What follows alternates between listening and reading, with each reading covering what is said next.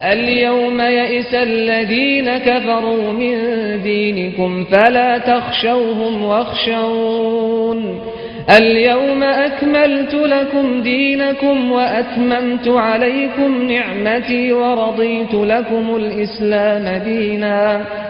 بسم اللہ الرحمن الرحیم الحمد للہ رب العالمین وصلی اللہ علی محمد وآلہ الطاہرین ولعنۃ اللہ علی اعدائہم اجمعین الى قیام یوم الدین. وقال سبحانہ وتعالی هو الذی بعث فی الامیین رسولا منہم یتلو علیہم آیاتہ ویزکیہم ویعلمہم الکتاب والحکمہ وان کانوا من قبل لفی ضلال مبین. موضوع گفتگو معجزات رسول اللہ صلی اللہ علیہ وآلہ وسلم. کچھ معجزات کا ذکر کچھ پہلے کی نشستوں میں ہوا اور کچھ معجزات کا ذکر انشاءاللہ ہوگا. معجزات رسول اللہ صلی اللہ علیہ وآلہ وسلم میں سے ایک مشہور معجزہ کہ جس کا ذکر بحار الانوار میں علامہ مجلسی نے جلد 9 میں کیا. ہاں فرماتے ہیں کچھ یہودیوں نے آ کے رسول اللہ صلی اللہ علیہ وآلہ وسلم سے تقاضا کیا معجزے کا اور کہا کہ ہمارے ساتھ چلیں. پہاڑ کے پاس لائے اور کہا کہ اس پہاڑ سے کہیں کہ یہ آپ کی رسالت کی گواہی دے تو ہم مان لیں گے. آپ نے پہاڑ کو حکم دیا, پہاڑ سے آواز آئی تو ان یہودیوں نے کہا کہ یہ آپ نے ہیلا کیا ہے, یہ آپ نے کھیل کھیلا ہے, اپنے چند اصحاب کو پیچھے بٹھا دیا. یہ آواز پہاڑ کی نہیں, در حقیقت ان کی آواز ہے. اب آپ پہاڑ کو قریب بلائیں اور کہیں کہ نچلا حصہ اوپر اور اوپری حصہ نیچے آ جائے. رسول اللہ صلی اللہ علیہ وسلم نے اشارہ کیا, ایک پتھر گرا. آپ نے کہا کہ یہ بھی پہاڑ کا ایک حصہ ہے, اس پتھر سے پوچھ لو. ان لوگوں نے پتھر ہاتھ میں لیا, کان کے قریب لے گئے. وہی آواز آئی کہ جو پہاڑ سے آواز آئی اور ویسی ہی گواہی دی. لیکن ان لوگوں نے پھر بھی کہا کہ نہیں, ہمیں وہی سب کچھ دیکھنا ہے کہ جس کا ہم نے تقاضا کیا. یہ سب کے سب کچھ فاصلے تک چلے اور جب دور چلے گئے تو رسول اللہ صلی اللہ علیہ وآلہ وسلم نے حکم دیا. پہاڑ اپنی جگہ سے بلند ہوا, آگے بڑھا اور آ کے رسول اللہ صلی اللہ علیہ وآلہ وسلم کی خدمت میں سوال کیا کہ کیا حکم ہے. تو آپ نے جواب دیا کہ یہ لوگ چاہتے ہیں کہ اوپر کا حصہ نیچے اور نیچے کا حصہ اوپر آ جائے. کچھ دیر کے بعد پہاڑ 2 حصوں میں تقسیم ہوا, اوپر کا حصہ نیچے اور نیچے کا حصہ اوپر گیا اور اس پہاڑ نے اس طریقے سے آپ کی رسالت کی گواہی دے. لیکن اس کے باوجود یہودیوں نے اقرار نہیں کیا. معجزات رسول اللہ صلی اللہ علیہ وسلم میں سے ایک معجزہ جو جناب ابو ایوب انصاری کے گھر میں پیش آیا, وہ فرماتے ہیں کہ ایک دن رسول اللہ صلی اللہ علیہ وسلم کو میں نے دعوت سے بلایا تو ہمارے ہاں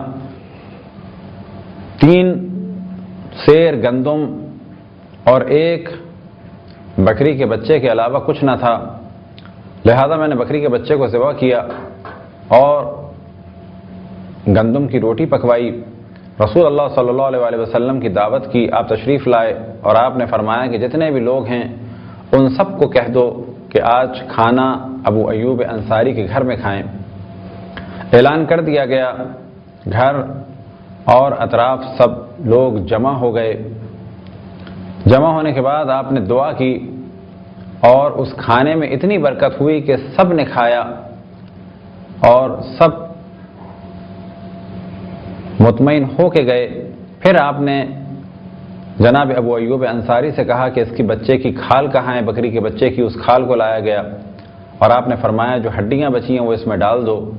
آپ نے دعا کی تو وہ بچہ زندہ ہو گیا اور پہلی والی صورت میں آ گیا. ایک اور واقعہ کہ جس میں 2 بچوں کے زندہ ہونے کا ذکر ہے. ایک دن رسول اللہ صلی اللہ علیہ وآلہ وسلم کی ایک صحابی نے دعوت کی اور دعوت میں اپنے گھر میں جو ایک بکری کا بچہ تھا اس کو ذبح کیا اور اس کے بعد یہ چلا گیا رسول اللہ صلی اللہ علیہ وسلم کو بلانے. بیوی کھانا پکانے میں مصروف ہوئی. بچوں میں سے ایک بچے نے دوسرے بچے کو اسی روش پہ ذبح کر دیا. جب بیوی کو خبر ہوئی تو وہ دوڑتی ہوئی آئی اور چیخی تو وہ بچہ اوپر چھت پہ بھاگ رہا تھا, وہ بھی گرا اور مر گیا.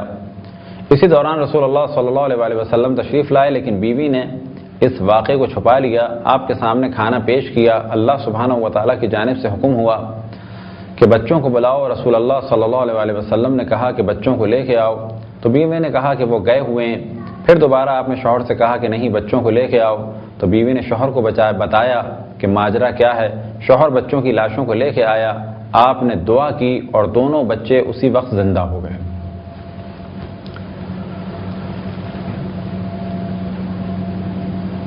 جنگ حنین کے وقت ایک ایسا مرحلہ آیا کہ دریا کو عبور کرنا تھا اور کوئی بھی چیز عبور کرنے کی نہیں تھی۔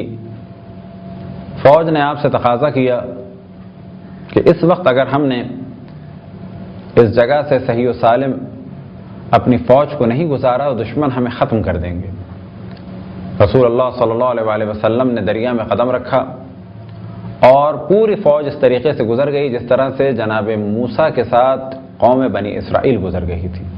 حتیٰ روایت میں نقل ہوا کہ گھوڑوں اور اونٹوں کے پاؤں بھی گیلے نہیں ہوئے۔ جناب ابو حیثم تیہان صحابی رسول اللہ صلی اللہ علیہ وسلم فرماتے ہیں کہ ایک دن رسول اللہ صلی اللہ علیہ وسلم میرے گھر آئے تو پیش کرنے کے لیے میرے پاس کچھ بھی نہیں تھا، میں کس طریقے سے مہمان نوازی کرتا، لہذا میں نے رسول اللہ صلی اللہ علیہ وسلم سے عذر خواہی کی اور کہا کہ میں کچھ پیش نہیں کر سکتا۔ تو آپ نے مولا علی علیہ السلام سے فرمایا اور نگاہ کی ایک کھجور کے سوکھے ہوئے درخت کی جانب، مولا علی سے فرمایا کہ کچھ پانی لاؤ۔ پانی لایا گیا، آپ نے اس پانی کو اپنے دہن مبارک میں داخل کیا اور پھر کلی کر دی اور فوراً ہی وہ درخت سرسبز ہو گیا اور اس میں کھجوریں لگ گئیں۔ البتہ ایک جملہ ذہن سے نکل گیا تھا، وہ یہ کہ جناب حیثم ابن تیہان نے ساتھ میں ایک اور چیز بیان کی کہ جو کچھ میرے پاس تھا وہ میں اپنے پڑوسیوں کو پہلے دے چکا ہوں، اس وقت کچھ نہیں ہے۔ لہذا وہ درخت فوراً سبز ہوا، اس میں کھجوریں لگیں اور تمام اصحاب نے، اور بعد میں وہ درخت تر و تازہ رہا اور لوگ اس سے کھجوریں کھاتے رہے۔ تو در حقیقت معجزات رسول اللہ تمام زندگی رسول اللہ میں ہر وقت ظاہر ہوتے رہے اور آج بھی گاہے بگاہے معجزات ظاہر ہوتے رہتے ہیں۔ مسجد نبوی میں رسول اللہ صلی اللہ علیہ وسلم ایک کھجور کے تنے سے ٹیک لگاتے تھے۔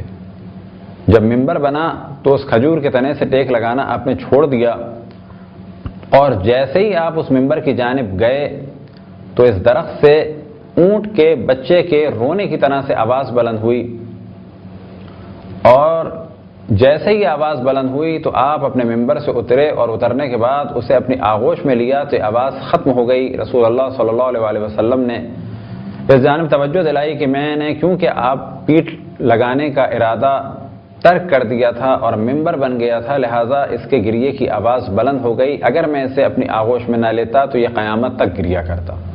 مولا علی علیہ السلام سے ایک روایت نقل ہوئی، حیات القلوب میں اس کا ذکر ہے کہ کچھ لوگ آئے اور آنے کے بعد رسول اللہ صلی اللہ علیہ وسلم سے درخواست کی، معجزے کی، اور ایک درخت کی جانب اشارہ کیا کہ آپ اس درخت کو آگے بڑھنے کا حکم دیں۔ مولا فرماتے ہیں کہ جب آپ نے حکم دیا تو یہ درخت اپنی جڑوں سمیت زمین سے بلند ہوا اور تیزی سے رسول اللہ صلی اللہ علیہ وسلم کی جانب آیا۔ پھر آپ نے حکم دیا کہ تم 2 حصوں میں تقسیم ہو جاؤ، کیونکہ ان کا تقاضا تھا کہ 2 حصوں میں تقسیم ہو جائے، تو 2 حصوں میں تقسیم ہو گیا۔ پھر ایک حصے کو پیچھے جانے کے لیے کہا، وہ چلا گیا۔ پھر دوسرے حصے سے بھی کہا کہ جا کے اس کے ساتھ ملحق ہو جاؤ، تو پھر وہ ہو گیا۔ لیکن اس کے باوجود کچھ ہی لوگ ایمان لائے اور کچھ نے انکار کیا۔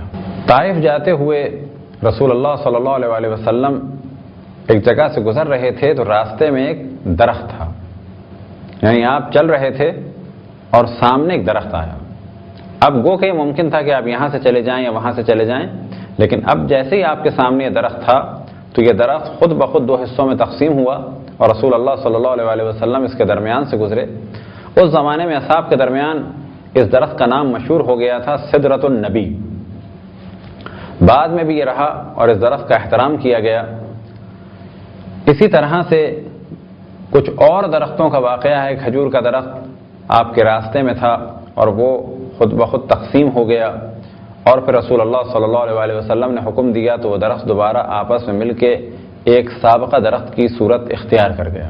بحار الانوار میں معجزہ جناب سلمان فارسی کے ذمہ میں بیان ہوا۔ جناب سلمان فارسی مختلف حالات اور واقعات سے گزرتے ہوئے جب سرزمین حجاز پہنچے تو بعض جگہ اس قسم کا اشارہ ہے کہ آپ کو کچھ لوگوں نے بیچ دیا، یہاں تک کہ آپ ایک یہودی کے خدمت گزار ہو گئے۔ جناب سلمان تو اسی انتظار میں تھے کہ رسول اللہ صلی اللہ علیہ وسلم کا دیدار کا شرف حاصل کریں، لہذا جب آپ مسجد قباء کے پاس پہنچے تو کیا دیکھا کہ وہی ہستی کہ جس کا وہ انتظار کر رہے ہیں وہ نگاہوں کے سامنے ہے، لیکن یقین کے لیے آپ نے کچھ کھجوریں پیش کیں اور کہا کہ آپ لوگ سفر میں ہیں، یہ صدقہ ہے۔ تو رسول اللہ صلی اللہ علیہ وسلم نے ان کھجوروں کو نہیں کھایا اور قریب بیٹھے بعض اصحاب کو دے دی اور کہا کہ تم لوگ یہ کھاؤ۔ بعد میں وہ اور کھجوریں لائے اور لانے کے بعد کہا کہ آپ نے صدقے والی کھجوریں تو نہیں کھائیں، یہ ہدیہ ہے۔ تو آپ نے ان کھجوروں کو تناول فرمایا۔ اس کے بعد وہ آپ کی پشت مبارک کی جانب نگاہ کر رہے تھے، کچھ دیکھنا چاہ رہے تھے۔ رسول اللہ صلی اللہ علیہ وسلم نے پشت سے قمیض ہٹائی، جیسے ہی انہوں نے قمیض ہٹائی تو انہوں نے مہر نبوت کی زیارت کی اور اس کے بعد مہر نبوت کو چوما اور اقرار کیا رسول اللہ صلی اللہ علیہ وسلم کی نبوت کا، اور پھر اس کے بعد عرض کی کہ میں اس وقت ایک یہودی کے ہاتھ میں ہوں اور اس کا غلام بنا ہوا ہوں، میں کیا کروں؟ تو آپ نے فرمایا کہ تم جا کے اسے بتاؤ کہ میں مسلمان ہو گیا ہوں، تم مجھے آزاد کرو اور اس کے بدلے تم کیا چاہتے ہو؟ تو یہودی نے کہا کہ تم 500 کھجور کے پودے لگاؤ اور جب وہ پھل دینے کے قابل ہو جائیں گے تو میں تمہیں آزاد کر دوں گا۔ اور اسی طرح ایک مقدار سونے کی بتائی کہ جو بڑی مقدار تھی۔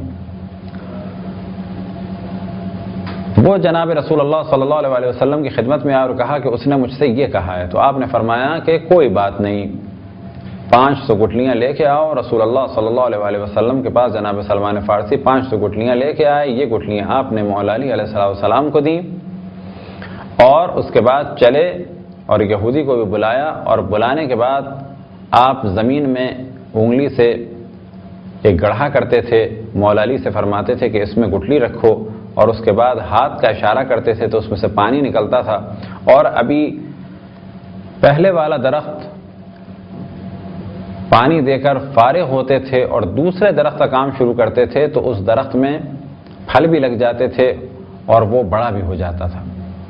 یہ منظر دیکھ کے سب کو بہت تعجب ہوا، اصحاب نے تکبیر کی ندا بلند کی۔ جب اس نے 500 درخت دیکھ لیے کہ یہ درخت پھلدار بھی ہو گئے تو اس نے کہا کہ وہ سونے کی مقدار، تو رسول اللہ صلی اللہ علیہ وسلم نے پتھر کی جانب اشارہ کیا اور وہ سونے میں بدل گیا۔ یہ سونا بھی اس یہودی کو دے دیا گیا، یہاں تک کہ جناب سلمان فارسی آزاد ہو گئے اور پھر ہمیشہ رسول اللہ صلی اللہ علیہ وسلم کی خدمت مبارک میں رہے۔ جناب خدیجہ سلام اللہ علیہا سے ایک معجزہ نقل ہوا، اور وہ یہ کہ ایک دن رسول اللہ صلی اللہ علیہ وسلم نے اپنے ناخن کاٹے۔ وہ فرماتی وہ ناخن میں نے جمع کر کے ایک طاق میں رکھ دیے، کچھ ہی دیر کے بعد میں نے کیا دیکھا کہ وہ ناخن سچے موتیوں میں بدل گئے۔ جس زمانے میں آپ مکے میں تھے اور مختلف افراد آپ کو شہید کرنا چاہتے تھے تو ایک دفعہ تو ابو جہل نے ارادہ کیا لیکن وہ یہ کام نہ کر سکا۔ ارادہ یہ تھا کہ رسول اللہ صلی اللہ علیہ وسلم نماز میں مشغول ہیں، خانہ کعبہ کی جانب رخ، ایک پتھر بڑا سا مار دیا جائے جس سے رسول اللہ صلی اللہ علیہ وسلم دنیا سے رخصت ہو جائیں۔ وہ پتھر اٹھانا ہی چاہتا تھا کہ اس کے ہاتھ مفلوج ہو گئے اور اس کے گلے میں معلق ہو گئے۔ اس نے آ کے رسول اللہ سے درخواست کی تو رسول اللہ نے دعا کی اور اس کے ہاتھ دوبارہ صحیح ہو گئے۔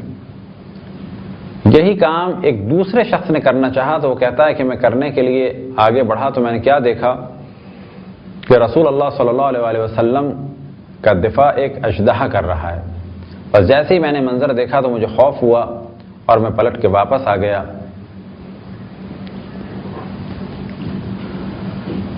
ہجرت کے معجزات میں سے ایک معجزہ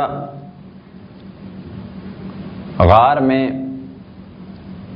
ہجرت کے معجزات میں سے ایک معجزہ کہ جب آپ ہجرت فرما کر مکے سے مدینے کی جانب رواں دواں تھے اور جس غار میں آپ نے پناہ لی اس غار میں مکڑی نے جالا بنایا، کبوتر نے انڈے دیے، اور جب جناب ابو بکر گریہ فرما رہے تھے تو آپ نے فرمایا کہ گریہ نہ کرو۔ پھر اس کے بعد ایک روایت میں ملتا ہے کہ آپ نے اپنے پاؤں دیوار پر مس کیا، دیوار پر ٹکرایا تو وہاں پر ایک دریا نظر آیا اور ساتھ یہ کشتی نظر آئی، تو آپ نے فرمایا کہ ڈرو نہیں، اگر یہاں سے خطرہ ہوا تو اس دروازے سے نکل جائیں گے، سامنے دریا ہے، کشتی میں بیٹھ کے جان بچا لیں گے۔ یہ سن کر ان کو اطمینان ہوا اور اس طریقے سے ان کا گریہ ختم ہو گیا۔ مناقب شہر ابن عاشوب میں ایک معجزہ نقل ہوا کہ ایک دن رسول اللہ صلی اللہ علیہ وآلہ وسلم اور کچھ اصحاب مولا علی علیہ السلام، امام حسن، امام حسین تشریف فرما تھے. ایک پرندہ آیا اور آنے کے بعد رسول اللہ صلی اللہ علیہ وآلہ وسلم کے دست مبارک پہ بیٹھا اور آپ کو سلام کیا ان الفاظ میں، السلام علیک یا نبی اللہ. پھر اس کے بعد آپ نے جواب دیا اور وہ پرندہ مولا علی علیہ السلام کے ہاتھ پر بیٹھا اور آپ کو سلام کیا، السلام علیک یا وصی نبی اللہ. آپ نے جواب دیا. پھر امام حسن اور پھر امام حسین کے ہاتھ پہ بیٹھا اور دونوں کے ہاتھ پہ بیٹھنے کے بعد اس پرندے نے سلام کیا دونوں ائمہ کو، السلام علیک یا خلیفۃ اللہ. آپ نے سوال کیا کہ تم، اور اشارہ کیا شخص کی جانب کہ ان کے ہاتھ پہ کیوں نہیں بیٹھے؟ تو کہا کہ میں اس نجس زمین پہ نہیں بیٹھتا، میں اس زمین پہ نہیں بیٹھتا جس پہ گناہ ہوا ہو، جائے کہ اس ہاتھ پہ بیٹھوں کہ جو گناہ میں مبتلا رہا ہو. یہ چند معجزات تھے جو آپ کے سامنے بیان کیے. انشاءاللہ کچھ اور معجزات کو بھی بیان کریں گے. خداوند تبارک و تعالیٰ سے دعا ہے کہ بحق محمد وآل محمد ہمیں اپنے رسول، اپنی حجتوں، خصوصاً امام زمان علیہ السلام کی معرفت اور اطاعت کی توفیق عطا فرمائے. وصلی اللہ علی محمد وآلہ الطاہرین.